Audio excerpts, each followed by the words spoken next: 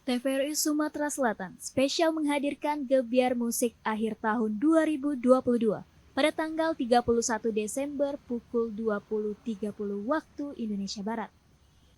Live langsung dari halaman TVRI Sumatera Selatan. Acara ini dimeriahkan oleh insan-insan bertalenta negeri ini.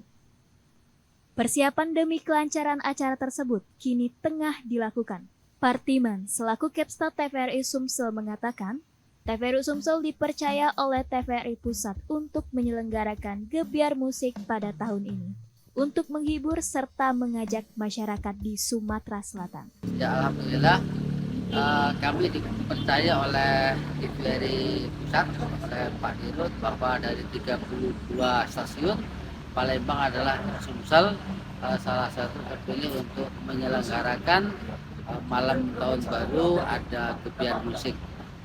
Karena kita TVRI bahwa merupakan media massa yang tentu ada salah satu unsur untuk menghibur.